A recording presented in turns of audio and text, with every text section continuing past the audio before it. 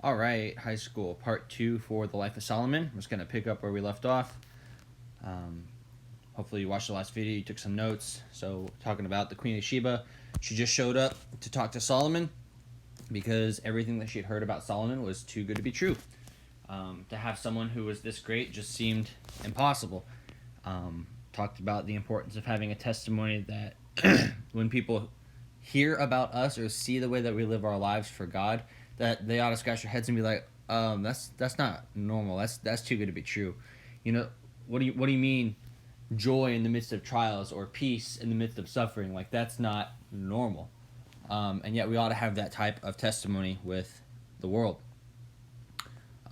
Once the queen showed up and she started talking to Solomon, we can see that Solomon was authenticated. The queen realized everything she heard was actually true and even more than what she had heard. Solomon was truly blessed by God, and therefore he did not falter under scrutiny. Solomon passed all these tests with flying colors because he was genuine in his faithfulness to God. The queen admitted that not only what she heard was true, but that everything was far greater than she heard. And Solomon was wise, rich, Israel was prospering, and the people were happy. How vastly different Israel was from other kingdoms. The queen knew this was no ordinary kingdom, and God had his hand on it, okay? And so she realized that the stories that she heard didn't even really scratch the surface. When she saw the people, laughing in the marketplace, when she saw how Solomon carried himself and how he spoke with wisdom and just seemed to speak for God, she understood that the rumors that she heard were not just true, but they under exaggerated how great Solomon's reign over Israel actually was. She, even being a pagan, understood that God was at work in Solomon. You see that in verse 9. It says, "Happy are the men, happy are these thy servants, which stand continuously before thee, and that hear thy wisdom." Verse 9, "Blessed be the Lord thy God." And so she acknowledges the God of Solomon, but she's not a Jew. She doesn't believe in the same God that Solomon does. She's a pagan.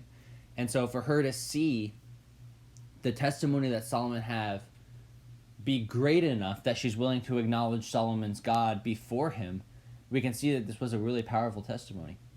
I mean, think about it. How many times has your testimony for God been so great that it's caused people to acknowledge that God had his hand on your life, or to rethink their view on religion? I mean, that takes a pretty powerful testimony, and yet that's exactly the type of testimony that Solomon had, not just with the Queen of Sheba 1,500 miles away, but with all the different lands that surrounded Israel. All these different people were hearing testimonies of Solomon's greatness. And so Solomon is just doing things right. He asked for wisdom, he's exercising that wisdom, and he is serving God well. There's a lot of practical advice that we can learn there for our own lives, but we need to understand that God offered Solomon wisdom. Solomon took him up on that, and he used it. But unlike some of the other kings, Solomon went through a time where he strayed from God. He has all of these things that has at his disposal, and you have to understand, Solomon is a man. He has, temptations, desires, all those things, and so he took advantage of the fact that he had so much wealth. He focused on gaining riches. For a while, he strayed away from God, and he was a womanizer. There was a couple of things that God told him specifically not to do. As king, one of them would have been to multiply his wealth or to seek after money. Another one would have been to not multiply his horses or to expand his military, but to trust in God to win his battles. But another one was not to multiply his wives. Solomon ignored all three of those and ended up having actually 700 wives and 300 concubines. Okay, so 1,000 different women that were basically there for him. And Solomon lived a lifestyle for a long time of really just focusing on himself, trying to find pleasure outside of God, trying to find fulfillment in life. He had the means and the resources to really do just about anything and everything that he wanted, okay? Like, I'm sure if Solomon had thought up skydiving, he probably could have found a way to do it, all right? It's just that Solomon had all his expenses. He had the wisdom, he had the resources, and so that's the type of life that he spent. And during those years, there's not really a record that he did a whole lot for God. Um, and so it's kind of the same picture as Saul, except we also have record that at the end of his life, Solomon turned back to God. And so if you go to Ecclesiastes, the book of Ecclesiastes, so you have Psalms, Proverbs, Ecclesiastes, and you go to the very last chapter. Very last chapter. It should be Ecclesiastes 12. Ecclesiastes is an interesting book of the Bible, and in it, Solomon kind of accounts that all of the pleasures of life are worthless. And it kind of doesn't make sense. Like, he even talks about how food loses its taste, and the sun is no longer bright in his eyes, and all these different things, and basically just that everything that once or should bring joy in life no longer brought joy. And the reason for that is because he had ignored God's hand in all of it. He had been seeking those things. He talks about how he had tried to find fulfillment in, partying, and tried to find fulfillment in, women, or trying to find fulfillment in, his finances. And he pursued all of these avenues. And yet, at the end, he realized none of this left me satisfied. None of this left me fulfilled. And in verse 13 of chapter 12, it says, "Let us hear the conclusion of the whole matter. Fear God and keep his commandments, for this is the whole duty of man."